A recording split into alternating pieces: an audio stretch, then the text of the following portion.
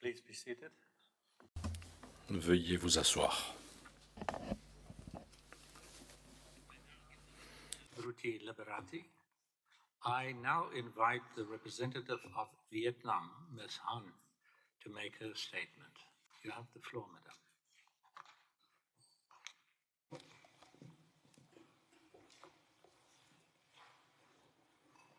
Mr. President, distinguished members of the Tribunal, it is a great honor for me to appear before the Tribunal today, representing the Socialist Republic of Vietnam. Vietnam's statement consists of 4 parts. First, Vietnam's overall perspectives related to climate change and marine environment. 2, the jurisdiction of the Tribunal. 3, UNCLOS provisions which, in our view, specifically address obligations of state with regard to anthropogenic greenhouse gases emissions. And 4, the principle of common but differentiated responsibilities in the consideration and determination of the respective obligations of state parties to UNCLOS in the protection and preservation of the marine environment from deleterious impacts caused by greenhouse gas emissions. Like a large majority of states affirmed in their written submissions to the Tribunal in this procedure, as elaborated by previous speakers, climate change caused by anthropogenic greenhouse gas emission is one of the most pressing challenges for the international community today. It is an existential threat to many low-lying nations and small island countries. It is also affecting coastal areas in many developing countries. However, anthropogenic emissions of greenhouse gases continue to rise beyond the capacity of reabsorption and rebalancing of the Earth. Monsieur le Président, Mesdames et Messieurs les juges, le Vietnam est l'un des États côtiers en développement les plus vulnérables aux effets négatifs des changements climatiques, et en particulier à l'élévation du niveau de la mer. Selon notre rapport national sur les changements climatiques pour l'année 2022, notre environnement et notre écosystème marin sont déjà gravement affectés par les changements climatiques. Le Vietnam ne ménage pas ses efforts pour s'adapter à ces effets négatifs et pour les réduire. Le Vietnam figure parmi les pays qui ont pris des engagements zéro émission nette.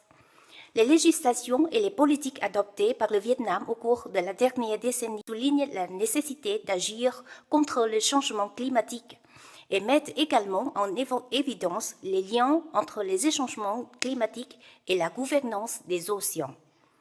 Tel est par exemple le cas de la loi de 2012 sur les espaces maritimes du Vietnam, de la loi de 2015 sur l'environnement et les ressources des espaces côtiers et insulaires et du code maritime de 2015.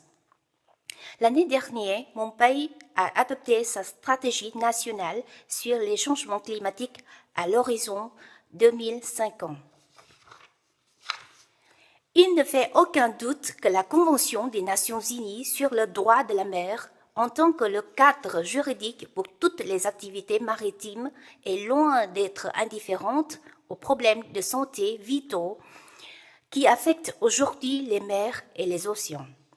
La clarification des obligations qui pèsent sur les États en vertu de la Convention est impérative dans la perspective d'un renforcement des efforts de la communauté internationale en vue de réduire l'impact négatif des changements climatiques résultant de l'émission par l'homme de gaz à effet de serre. La présente procédure donne l'opportunité au tribunal de contribuer à cette cause si essentielle.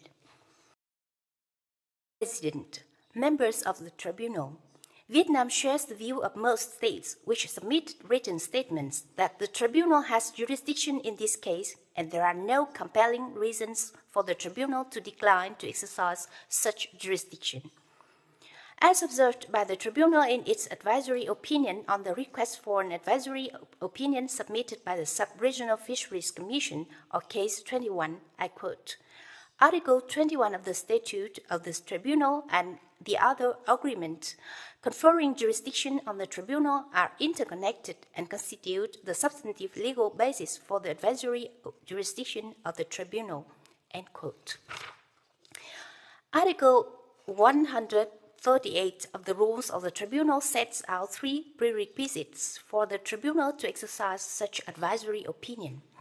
First, there shall be an international agreement related to the purposes of the convention that specifically provides for the submission to the tribunal of a request for an advisory opinion. In this case, the COSIS agreement is manifestly an international agreement related to the purpose of the UNCLOS, especially Part 12 of the UNCLOS concerning the protection and preservation of the marine environment. Second, with regard to the transmission of the request by an authorized body, the request in this case has been transmitted by COSIS upon its decision, pursuant to Article 2.2 of the COSIS agreement. Third, relating to the nature of the request submitted, the 2 questions submitted by COSIS are clearly legal questions aimed at clarifying legal obligations of states under UNCLOS related to marine environment protection and preservation.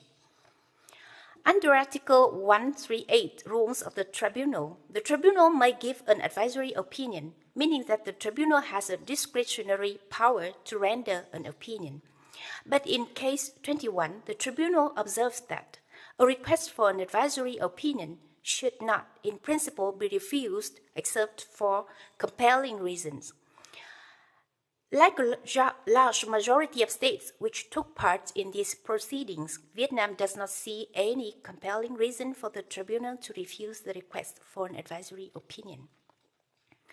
Mr. President, member of the tribunal, let me turn now to the substance of the questions submitted by COSIS, namely how UNCLOS regulates anthropogenic greenhouse gas emissions. The second part of my presentation examines if anthropogenic greenhouse gas emissions fall under the scope of the term pollution under Article 1.1 of the UNCLOS. Mr. President, Vietnam is of the opinion that the current understanding of anthropogenic greenhouse gas emissions corresponds to the 3 elements of pollution provided in the definition of that term in Article 1.1.4, namely 1. The indirect and direct introduction of substances or energy into the marine environment by man. 2. Resulting or being likely to result in deleterious effects. And 3. Such deleterious effects must be something as harm to living resources and marine life, hazards to human health, hindrance to marine activities, including fishing and other legitimate uses of the sea, impairment of quality for use of seawater, and reduction of amenities. Anthropogenic greenhouse gas emissions in it directly and indirectly introduce substances and energy into the sea and ocean water column, which is the basic element of marine environment. The ocean has directly absorbed greenhouse gases such as carbon dioxide, methane, and nitrous oxide induced by human activities, causing the increase of carbon dioxide's level in the water. Also, the increasing heat trapped by greenhouse gases goes into the oceans, which causes the rise of ocean temperature. Furthermore, in the application of the general rule of interpretation enshrined in Article 31.1 of the 1969 Vienna Convention of the Law of Treaties, requiring that the provisions of the treaties be interpreted in accordance with the ordinary meaning to be given to the terms, the notion of marine environment includes the air column above the sea and ocean water column. One can, for instance, refer in that sense to the International Seabed Authority regulations on prospecting and exploration of the polymetallic nodules in the area, according to which, I quote, "Marine environment includes the physical, chemical, geological, and biological components, conditions and factors which interact and determine the productivity, state, condition and quality of the marine ecosystem, the waters of the sea and oceans, and the airspace above those waters." End quote. Interpreting the term marine environment in the context of UNCLOS and in light of its object and purpose leads to the same conclusion. Indeed, the pollution of the marine environment from or through the atmosphere is explicitly mentioned and regulated by Article 212 of UNCLOS. Also, Article 1941 refers to the release of harmful substances from or through the atmosphere. Because of the ordinary meaning of the term release, the releasing of substances through the atmosphere takes place at the moment the substances concerned leave their source and get into the air, whether such substances do later get into the seawater column or not. Wherever the place of emission is, the marine environment is forced to receive substances through the process of anthropogenic greenhouse gas emission. The fact that anthropogenic greenhouse gas emission result in deleterious effects for the marine environment is also clearly established. The warming of the atmosphere, oceans, and land as a result of human activities has been scientifically demonstrated by the United Nations Intergovernmental Panel on Climate Change, or IPCC, the World Meteorological Organization, and the United Nations Environment, amongst others.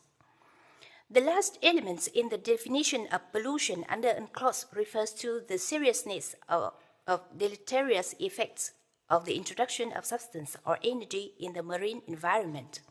Harm must be caused to living resources or marine life, or hindrance must be occasions to marine activities, including fishing or other legitimate use of the sea. This last element is present in relation to marine environment due to the extremely adverse effects of climate change caused by anthropogenic greenhouse gas emissions, which have accumulated over the years. According to the 2023 report of the IPCC, human activity, principally through emissions of greenhouse gases, have unequivocally caused global warming. The report also mentions the damages and harms resulting from global warming and climate change, such as the hundreds of local losses of species, the increasing occurrence of climate-related foodborne and waterborne disease, the adverse impact on food production from fisheries and shellfish aquaculture, severe water scarcity, and loss of livelihoods and culture. Mr. President, the third part of my presentation will be dedicated to the demonstration of anthropogenic greenhouse gas emission to demonstrate that anthropogenic greenhouse gas emission fall under Article 1943A of UNCLOS, and as a consequence, states are under due diligence obligation to prevent, reduce, and control such emission.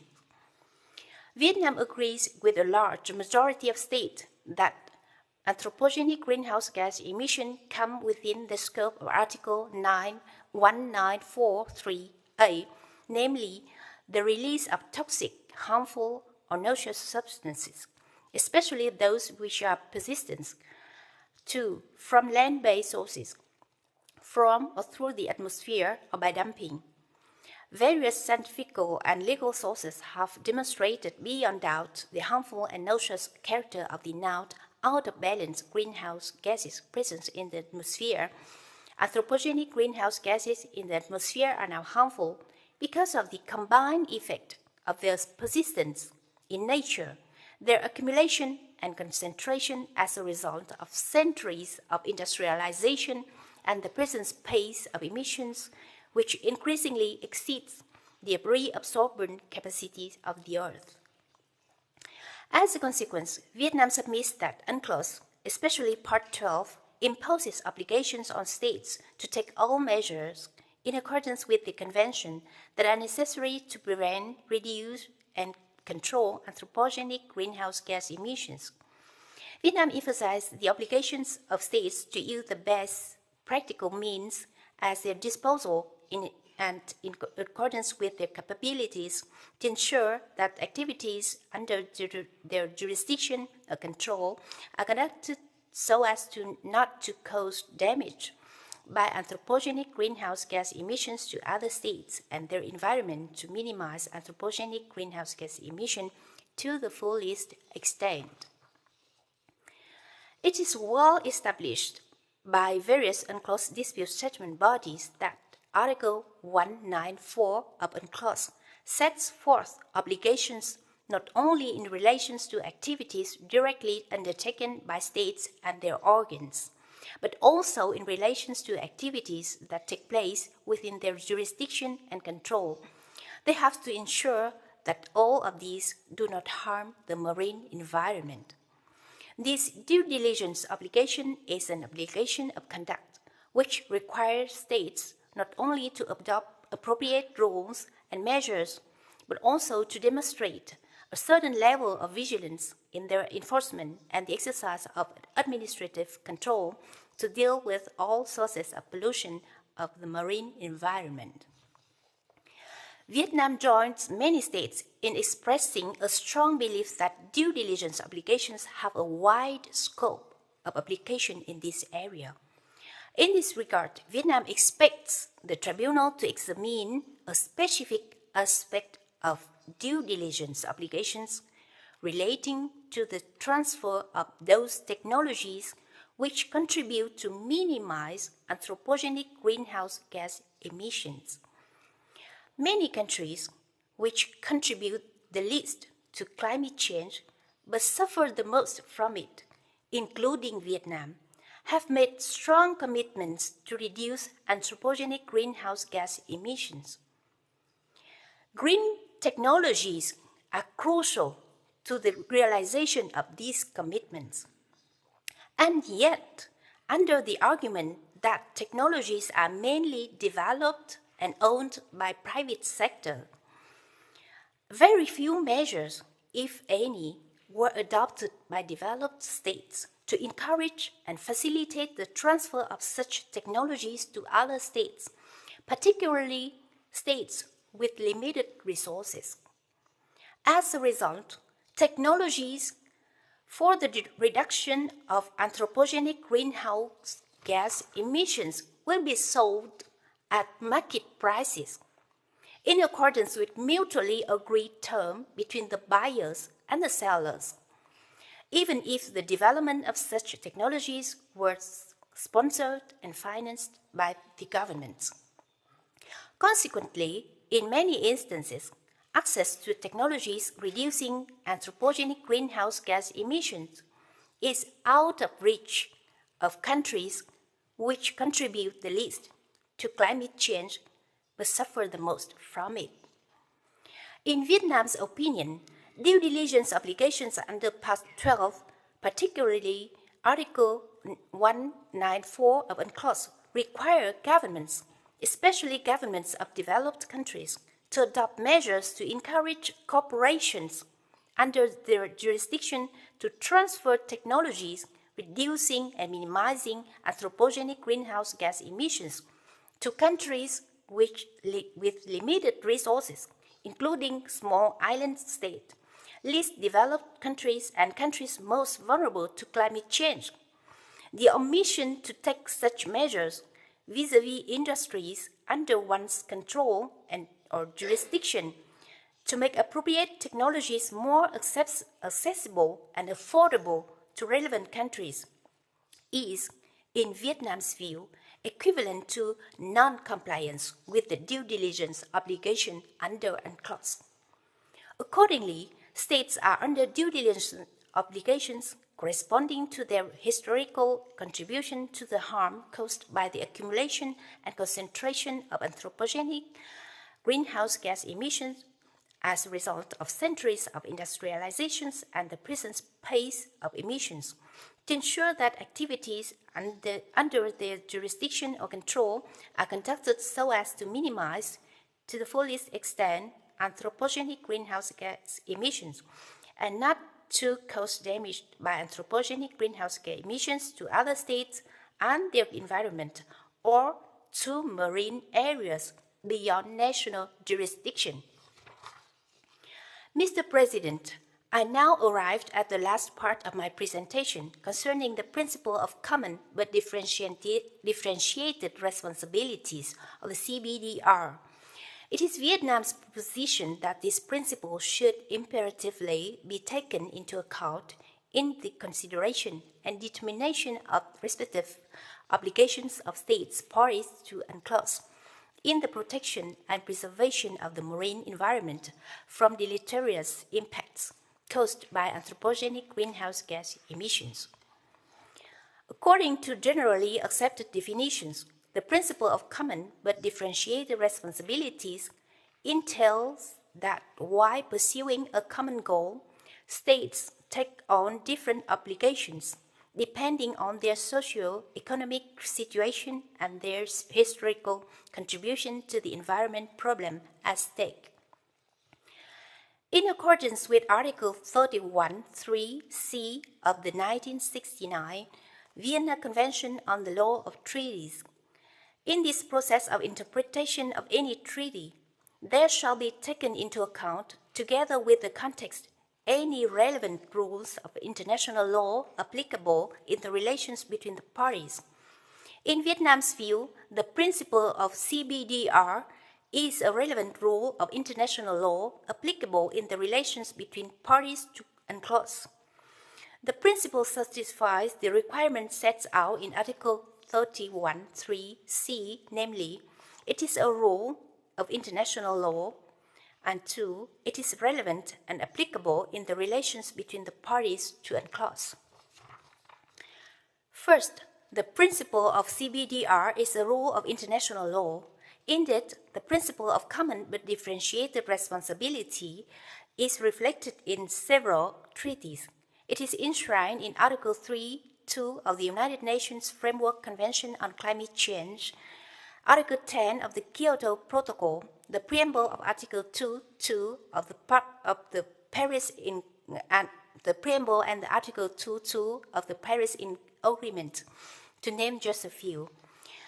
It has been noted in that respect that within the climate change regime, the concept of common but differentiated responsibilities qualifies as a legally binding principle given its explicit inclusion in the relevant instruments. Second, it is applicable in the relations between the parties. At the time of the present proceedings, the UNFCCC, the Kyoto Protocol, and the Paris Agreement have achieved quasi-universal participation. The vast majority of the parties to UNCLOS are also parties to these instruments. Therefore, the CBDR principle is applicable in the relations between almost all state parties to UNCLOS. Third, the CBDR principle is a relevant rule of international law. This principle underpins all treaties dealing with anthropogenic greenhouse gas emissions and therefore must be considered relevant in the determination of the obligations of states in the protection and preservation of the environment, including the marine environment, from the deleterious impacts caused by anthropogenic greenhouse gas emissions. Mr. President, members of the Tribunal, that brings me to the end of my presentation today. Let me sum up the main points of Vietnam's argumentation. First, it is the view of Vietnam that the Tribunal has jurisdiction to give the advisory opinion requested by COSIS, and there are no compelling reasons for the Tribunal to decline the exercise of such jurisdiction.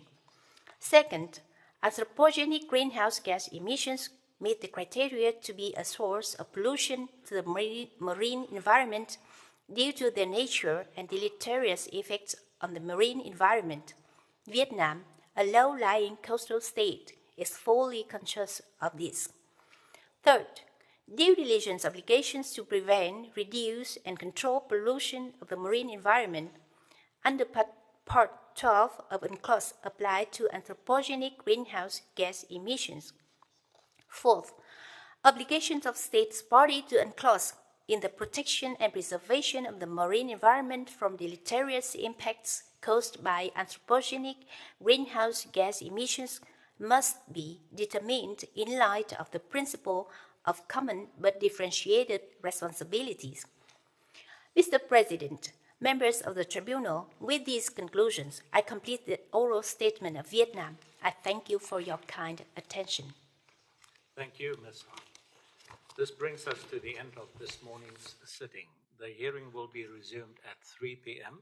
when we will hear an oral statement from the Pacific community. The sitting is now closed. Rise. Veuillez vous lever.